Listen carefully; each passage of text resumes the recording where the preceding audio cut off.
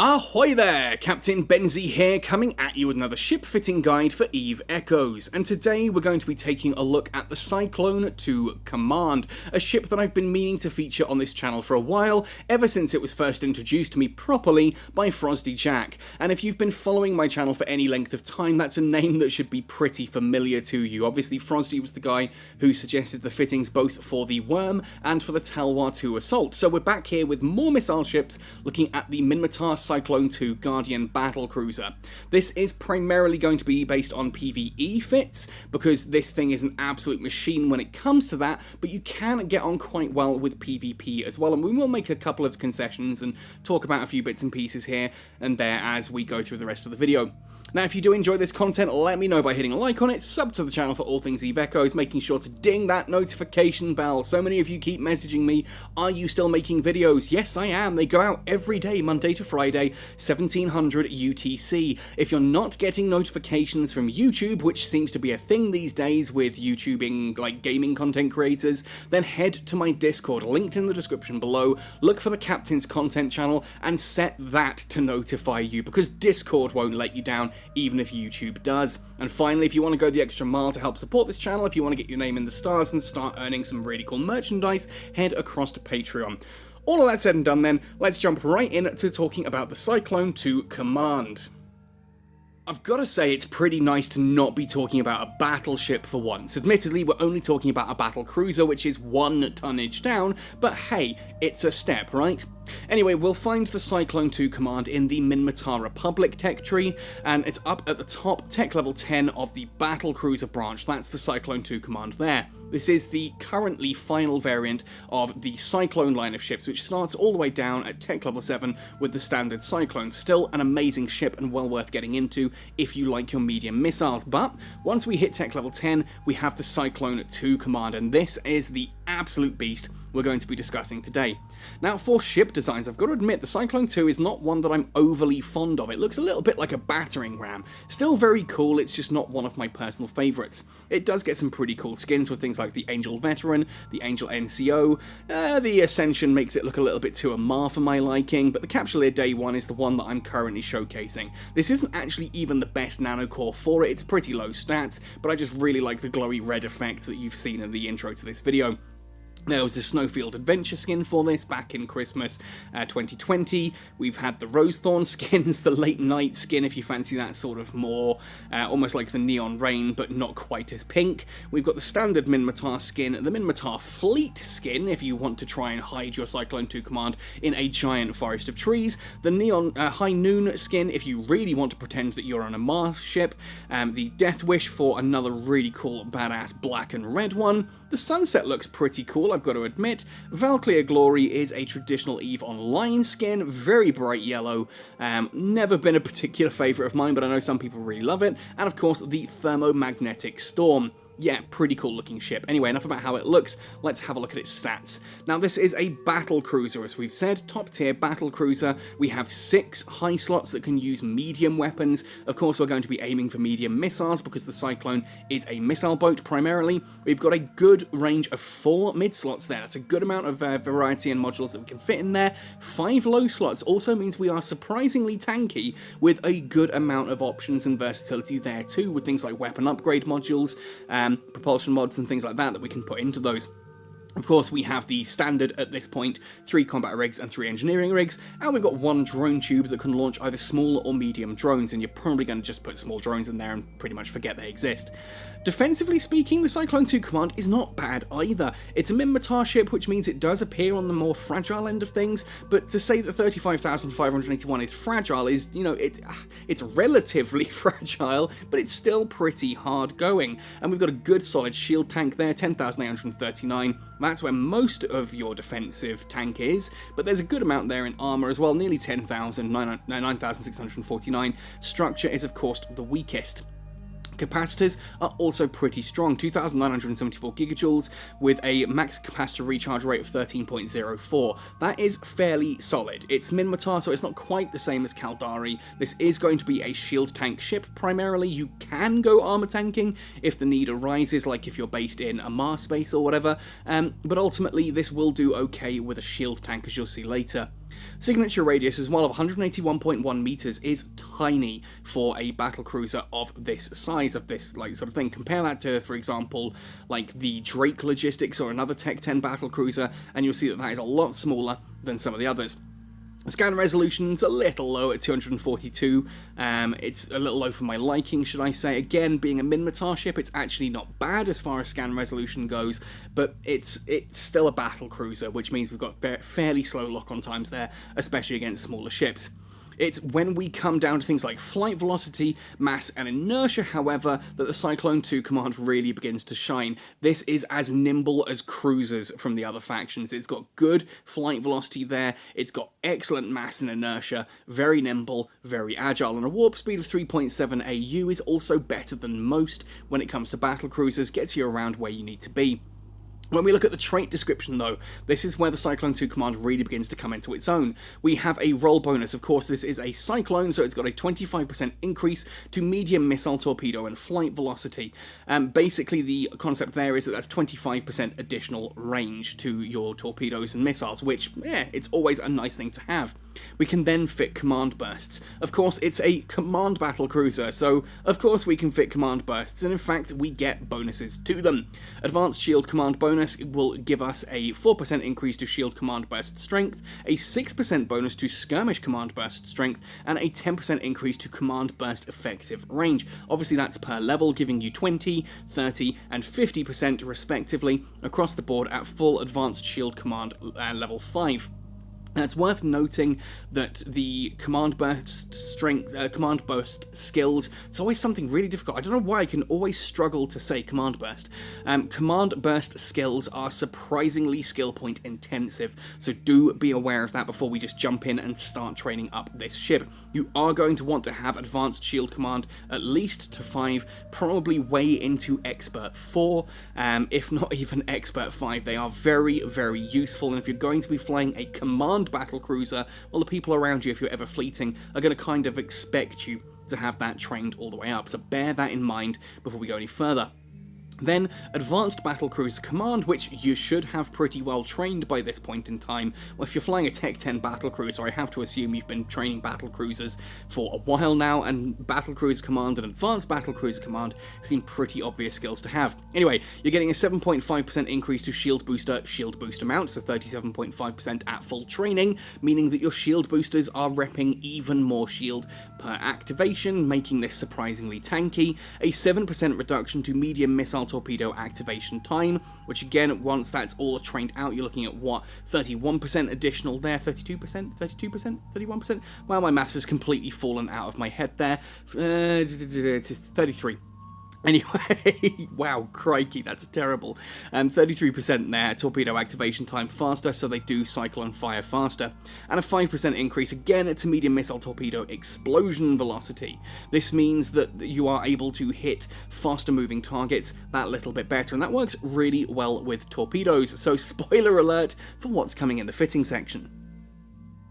Right, let's get down to this fit in generic then, and we'll talk about how you can specialise this outwards later on. This is sort of the basic fit. Frosty suggested a fit that I have tweaked ever so slightly, we'll talk about that in a moment. This is designed for PvE ratting. This will do Tech 10 storyline encounters solo, and it can do plenty of things like Tech 10 small and medium anomalies. It will even do things like scouts and inquisitors. You just need to be a little bit careful with it, and you can modify the fit based on what you want to do.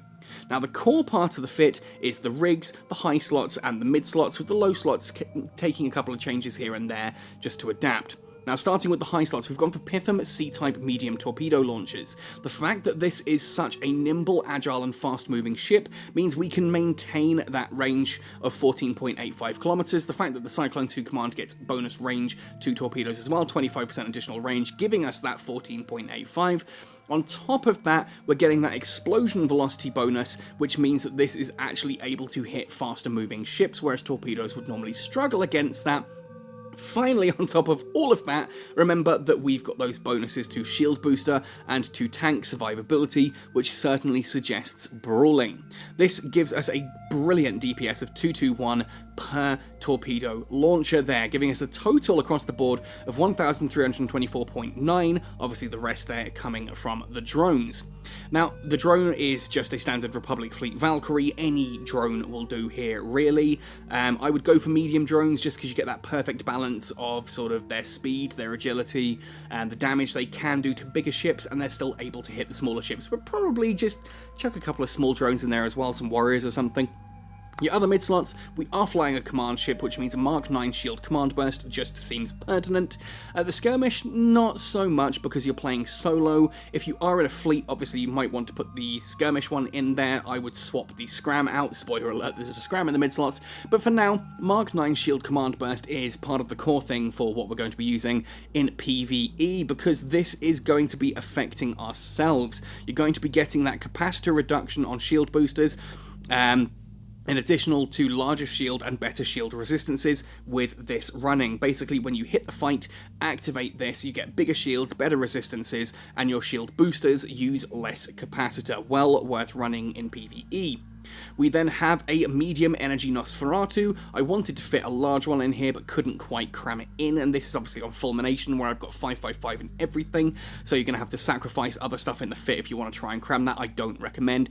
Medium energy Nosferatu there is enough to keep us capacitors stable if we ignore the large shield booster. And if I swap to the medium shield booster here, you'll see we are actually cap stable, and I'll come back to that in a moment. We then have a Warp Scrambler and a Web of Fire, just designed to help you hit those faster moving targets in anomalies, especially things like elites if you are going for storyline encounters. Key point though, if you are in storyline encounters, remember that the Shield Command Burst does give you a timer if you are using this. So if you need to make a run for it, you will stop at the gate. You can't jump, you can't dock with that crime timer. You can get to, you won't get blapped. If you warp to a station, for example, you won't get shot at by the defences for using a command burst, but you won't be able to dock. That is just worth bearing in mind if someone is trying to sort of suicide gank you or whatever.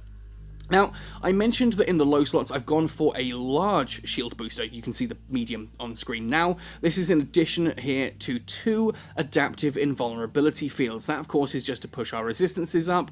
A nice medium afterburner there for propulsion modifier because we're propulsion module, because we're going to be using that constantly. A micro warp drives too much, and it saps too much of our capacitor and gives us the signature radius bloom. We're going to be speed tanking with this thing, basically, so we want a medium afterburner, and this is where things begin to break down. If you really want to go a bit safer, you can swap out the ballistic control system here for something like a capacitor battery or a third hardener. If you're going up against something like not really Caldari or Galente so much, Caldari so much because of the missiles, but if you're going up against something where you know they're going to be using lasers or railguns, you could swap that out for a reactive hardener. You could go for a third adaptive hardener here. You can do all kinds of things, or you could go for a battery if your skills aren't quite high enough.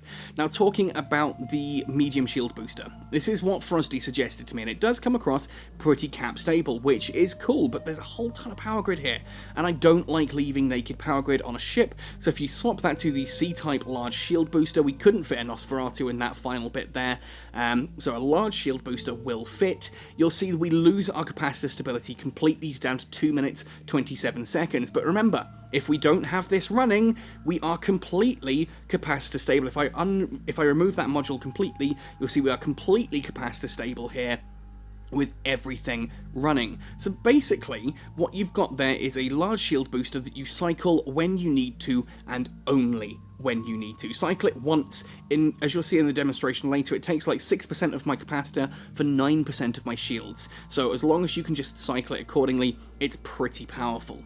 For the rigs, we've gone for the standard DPS setup of a Califaction Catalyst and a Bay Loading Accelerator, better damage per strike and faster strikes, making for better DPS overall. We then have a core defense charge economizer for the shield boost amount bonus, and I realized when we were talking about this, like, people will write down it's a Califaction, it's a Bay Loading, and then we'll talk about semiconductor memory cell and capacitor control circuit as SMC and CCC, and people know what that means. When you put down core defense charge economizer, people are like, is that the one that boosts the amount of shield boost you get? Is that the one that makes its economizer so it cycles faster? Is it it's charge economizer, so is it the capacitor one? Shield rigs have really awkward names, is the point I'm getting at here. We all just, when you're talking about a fit in chat, you just put, oh, it's the shield boost amount rig. Anyway, it's that one. And then finally, a dynamic fuel valve. As we've said, we are going to be running the afterburner 24/7 on this thing, so reducing the amount of capacitor that it takes up to do so is probably a smart idea, and they're not too expensive on the market either.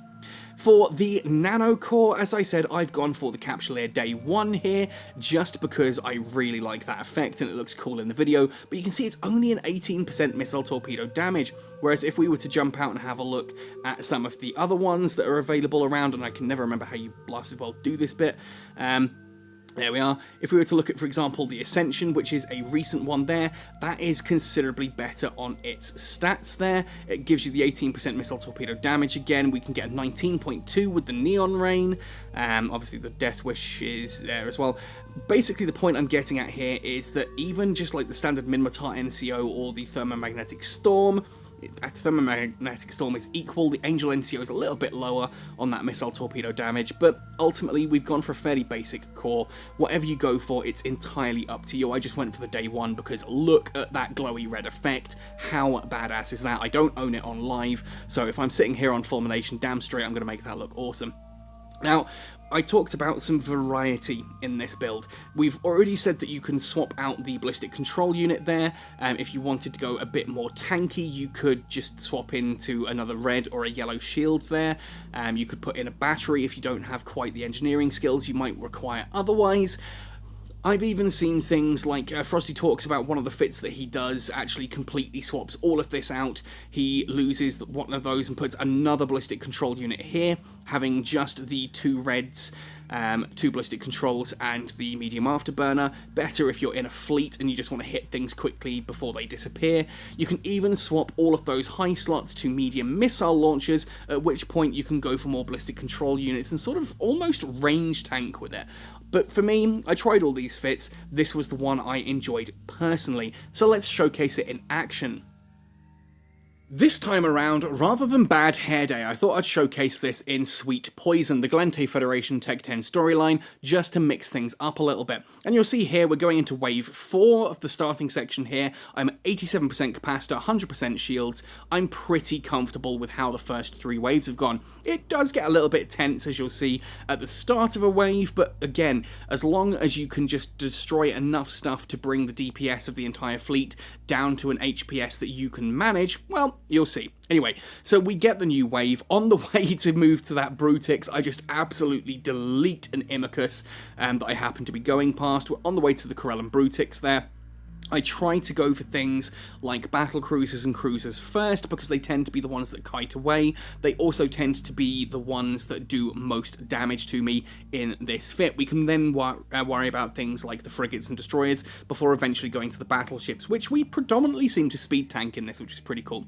Now you'll see I am taking a lot of damage here, and I'm looking here in the overview to see which ships are scramming me, just in case I want to get rid of those nice and quickly. And we've got a battlecruiser there and a battleship, both elites doing that to me. I think that's a Myrmidon and a Hyperion, if I remember correctly, but anyway. I drop something off and I lock onto it, and there we are. Yes, it is a Myrmidon, Elite Corelli Myrmidon. That's going to be my next target, I think, just so that I can get one scram down. Yeah, my capacitor is taking an absolute beating here. We're below 50%, heading into the mid to low 40s. There we are, down to 44%, but the shield is holding currently at about 71%, and I'm doing so much damage that everything I'm shooting at disappears fairly quickly. Remember as well, we've got the adaptive invulnerability fields plus the shield command burst. That is giving us some pretty good resistances to our shield, which means we're not taking as much damage as you otherwise would. It's worth noting as well, I warped into this anomaly at 0, and I'm orbiting at 3 to 4 kilometers against most ships. It's set to auto-orbit and auto-attack the next target, which ultimately is just there to mean that, you know, to make things a little bit smoother for me whilst ratting. If we zoom right out here, you can see I do love the tactical overview and how it's, you know, showcasing all of this now as well. It's pretty cool. Look how fast that ship on the right is moving. Anyway, so I'm looking onto targets, keeping an eye on things that could be doing a decent amount of damage, and trying to take those out first. Now here, the capacitor has dropped now below 20%, so I'm going to switch that shield booster off for a while. The heals per second I've been getting for that have been keeping me alive, but I'm in danger now of cap neuting myself, so at this point, I'm now going to swap onto some different targets, like for example here, the Algos 2. We're going to blap that out of the sky nice and quickly. Let the capacitor recharge, which you can see it's doing really quickly. We're almost at 30% capacitor already. There are the 30%.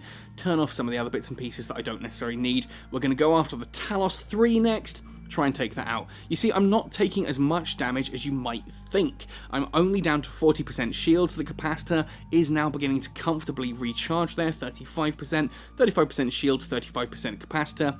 Give a quick cycle there just to push the shield up a little bit, since the capacitor is obviously recharging faster than the shields. That Talos 3 is now down halfway through its armor. We're probably about 50% of the way through chewing through that ship, so I'm just kind of keeping an eye on things, watching what we're doing here. Now, the question on everyone's lips is, how does this compare to using a battleship? Well, one, a Tech 10 battlecruiser is a lot cheaper than a Tech 10 battleship. You'll find that the Tech 10 medium modules tend to be cheaper, the ship hull itself is a lot cheaper. Ultimately, that's something to bear in mind before we continue. Now, I mentioned before when I was doing Bad Hair Day with the Rock, I was doing that at about 38 minutes for the first half. Here, Sweet Poison, the first half took me a total of 42 minutes and 4 seconds, from me hitting lock-on on wave 1 to me getting the pop-up that the mission was complete. So it's a pretty fast clear time, and you're a much faster moving ship as well, which means when you've got like Sweet Poison that makes you jump around a load of different systems before the battle starts, you can do that a lot faster.